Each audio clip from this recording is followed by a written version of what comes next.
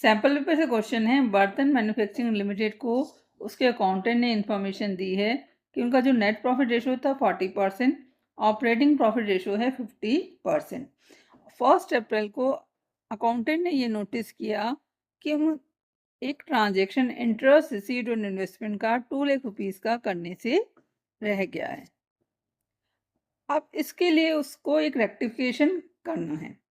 इसका उन्होंने पूछा कि नेट प्रॉफिट और ऑपरेटिंग प्रॉफिट रेशियो पर क्या इम्पैक्ट होगा। इस तरह के क्वेश्चन करने के लिए सबसे पहले हम क्या करते हैं, इसका फॉर्मूला लिख लेते हैं। नेट प्रॉफिट रेशियो क्या होता है?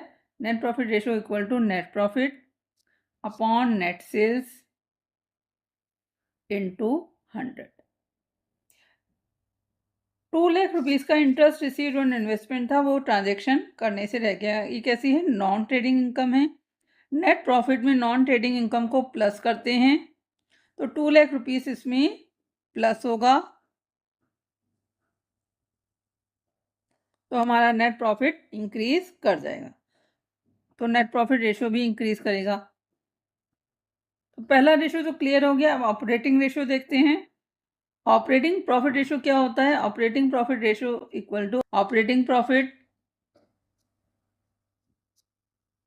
Divided by net sales into 100। ये इनकम कैसी है? Interest received on investment non trading income है, जिसमें हमारा बिजनेस नहीं है।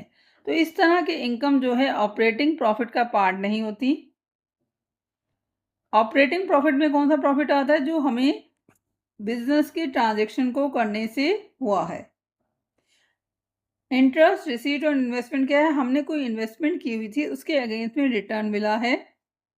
ये नॉन ट्रेडिंग इनकम है, तो non trading income operating profit का जब पार्ट ही नहीं है, तो ये ऑपरेटिंग प्रॉफिट रेशियो को इन्फ्लुएंस करेगा ही नहीं।